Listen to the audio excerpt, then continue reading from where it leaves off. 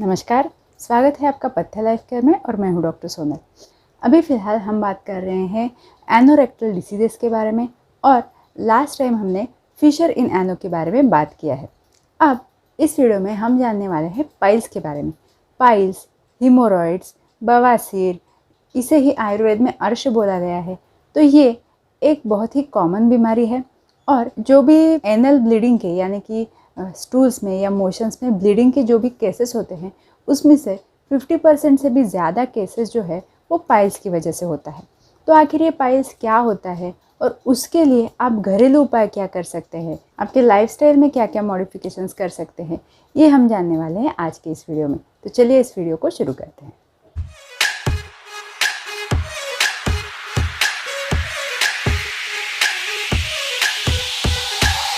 तो सबसे पहले तो ये पाइल्स या हीमोरॉइड्स है क्या? पाइल्स जो है वो एनल कैनाल की एक कंडीशन है जिसमें कि काफ़ी दिनों से कॉन्स्टिपेशन रहता है। कॉन्स्टिपेशन के लिए पेशेंट जो है वो ज़ोर करता है और ज़ोर करने की वजह से एनल कैनाल के जो भी ब्लड वेसल्स है उनके ऊपर प्रेशर सा बन जाता है।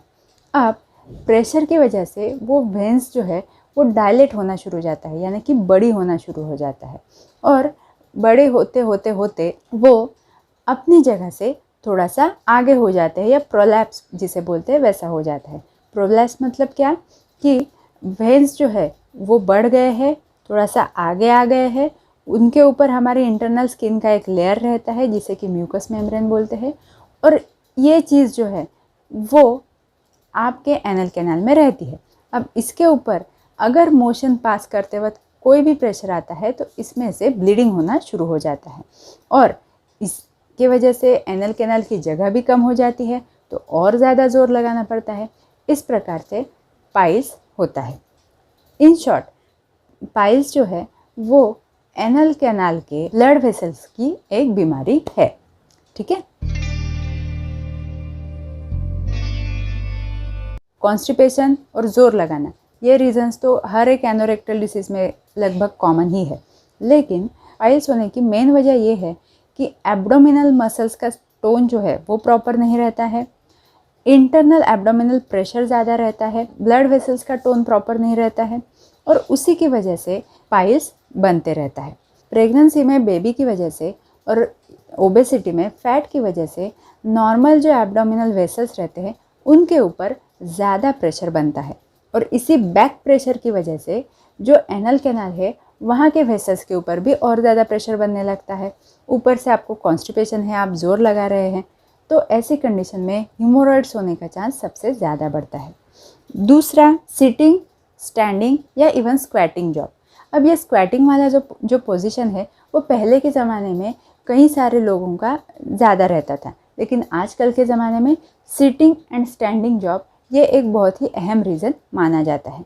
अब सिटिंग जॉब में आप एक ही जगह पे बैठे रहेंगे तो आपके एनल कैनाल और पेरिनियल रीजन में ब्लड सर्कुलेशन जैसा चाहिए वैसा हो नहीं पाता है और उसी की वजह से वहाँ पे कंजेशन यानी ब्लड जमा होना शुरू हो जाता है।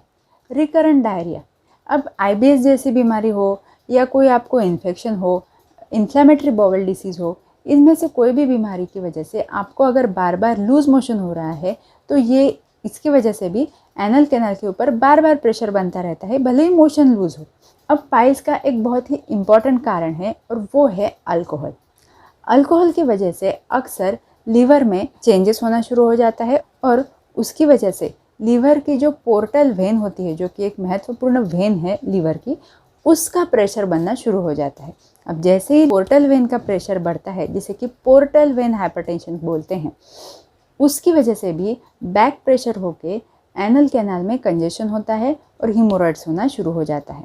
तो सिर्फ अल्कोहल ही नहीं, किसी भी वजह से अगर आपके पोर्टल वेन का प्रेशर बढ़ रहा है, जो कि किसी भी लीवर डिसीज़ में बहुत ही कॉमनली देखा जाता है, तो हीमोरॉइड्स या पाइल्स होने की चांसेस बहुत ज़्यादा बढ़ जाते हैं। ये पोर्टल वेन हाइपरटेंशन आपके बाकी के हाइपरटेंशन से अलग होता है और उसका कारण जो है वो लीवर से रिलेटेड होता है। इतनी बात आप याद रखिए।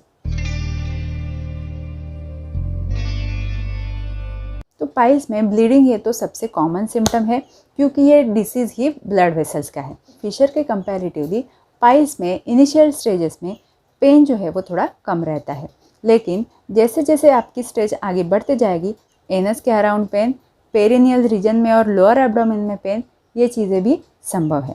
इसके अलावा एनस में ईचिंग होना, एनल डिस्कम्फर्ट, एनस की जगह पे फुलनेस, हेवीनेस महसूस होना, मोशन आई है ऐसा सेंसेशन लगना लेकिन मोशन पास ना होना, मोशन पास करने के लिए भी ज़्यादा ज़ोर लगाने पड़ना, ये सारे लक्षण आपको देखने को मिलते हैं।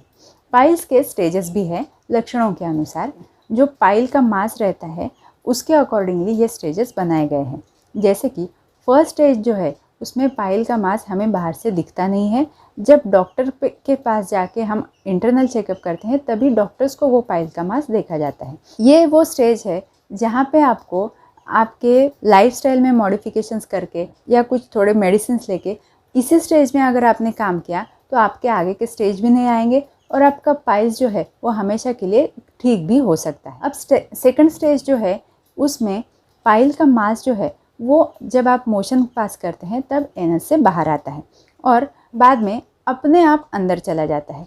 इस स्टेज में भी डाइट और लाइफस्टाइल अगर आप अच्छे से फॉलो करते हैं तो धीरे धीरे करके पाइल्स की तकलीफ़ कम हो सकती है। इसके आगे की स्टेज है जहाँ पे पाइल्स का मास जो है वो बाहर आ जाता है और उसे अंदर डालने के लिए आपको अंदर पुश करना पड़ता है।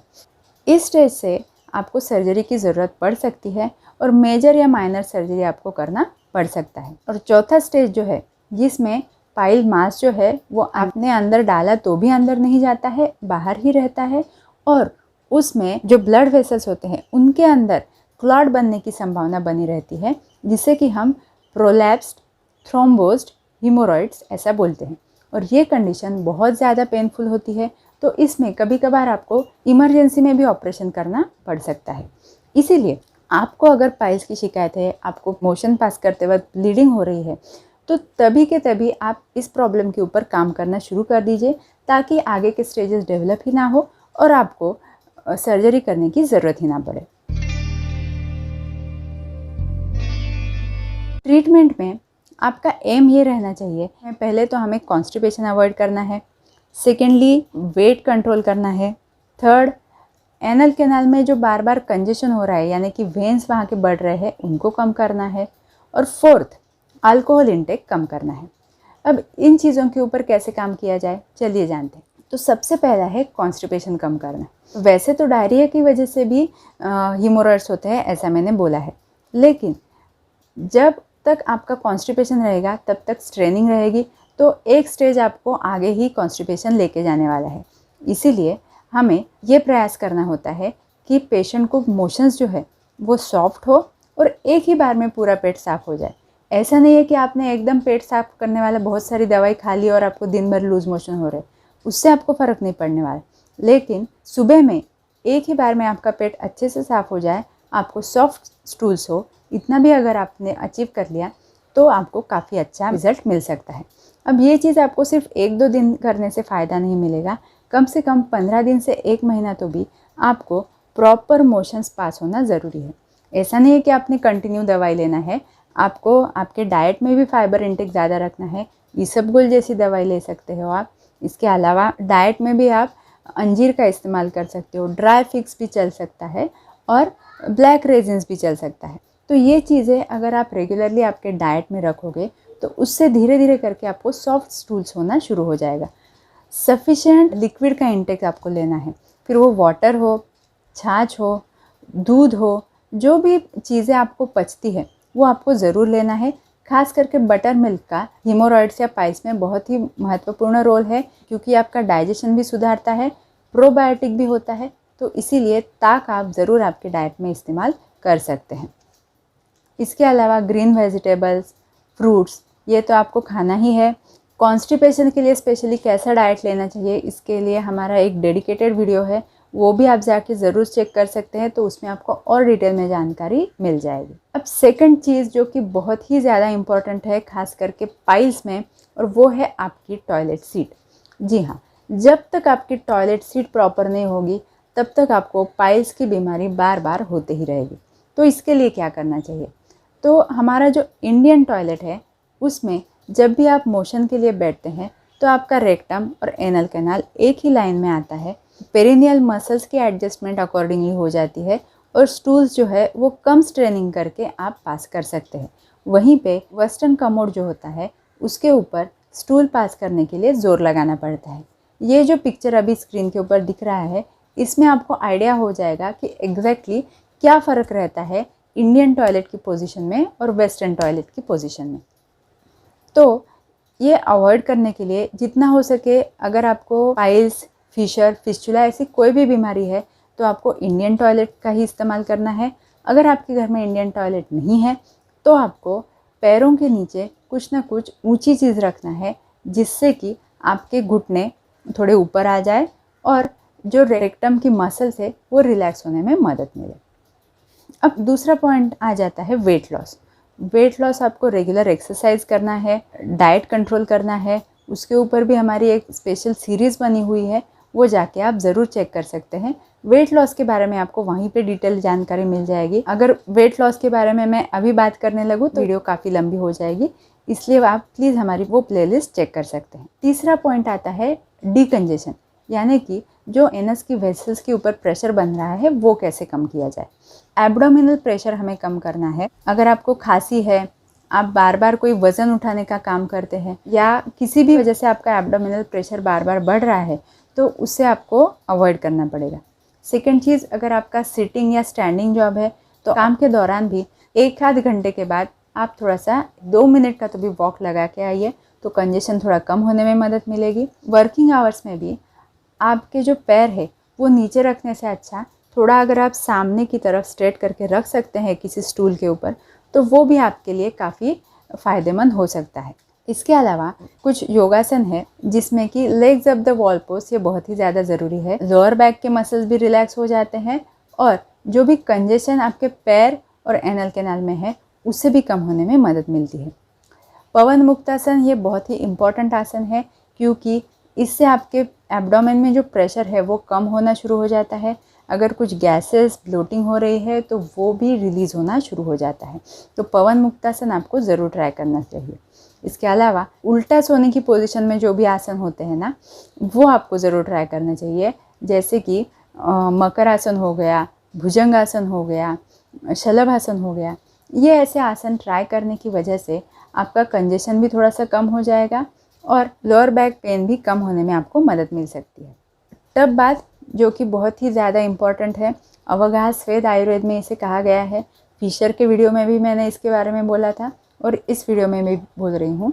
खास करके फर्स्ट और सेकंड स्टेज जो है पाइल्स की, जिसमें पाइल्स का मांस बाहर नहीं है, उसमें आप टब बाथ ज़रूर ले सकते हैं। टब बाथ के लिए आपको गुनगुने पानी में थोड़ा नमक डाल के बैठना है, या फिर आप त्रिफलाक्वाथ, दशमूलक्वाथ इनका भी इस्तेमाल कर सकते हैं। उसके बाद आता है अल्कोहल रिडक्शन। तो अल्कोहल कम करना ये पाइल्स में बहुत ही ज़्यादा इम्पॉर्टेंट है, क्योंकि आपने कितना भी ट्रीटमेंट कर लिया लेकिन जब तक आपका पोर्टल हाइपरटेंशन कम नहीं होता है तब तक ये चीज़ आपको बार बार होती ही रहेगी। इवन आपने सर्जरी भी कर लिया तो भी आपको नए सिरे से पाइल्स हो सकता है जब तक आप अल्कोहल कंट्रोल नहीं करते हैं। तो अल्कोहल कंट्रोल करना पाइल्स के लिए बहुत ज़्यादा ज़रूरी है। और last but not the least, treating anaemia. अब अगर आपको पाइल्स की तकलीफ़ है, डेली आपको ब्लीडिंग हो रहा है, तो ऑब्वियसली आपके शरीर में खून की कमी हो जाएगी या एनीमिया हो जाएगा। तो उसके लिए आपको प्रॉपर डाइट रखना है। आपके डॉक्टर्स की सलाह से आप आयरन की मेडिसिन भी ले सकते हैं। डाइट में खजूर, गुड़, सेंगदाना इनका इस्तेमाल आप कर सकते हैं, और ग्रीन वेजिटेबल्स, नींबू इनका भी आप डाइट में इस्तेमाल कर सकते हैं, जिससे कि आपका एनीमिया ट्रीट होने में मदद मिले। तो ये तो हमारी आज की वीडियो थी। अगले वीडियो में बात करेंगे आयुर्वेदिक ट्रीटमेंट हिमोरॉइड्स या पाइल्स के लिए। तो अभी से चैनल को सब्सक्राइब कर दीजिएगा ताकि वो वीडियो भी आपसे मिस ना हो जाए। Thank you so much.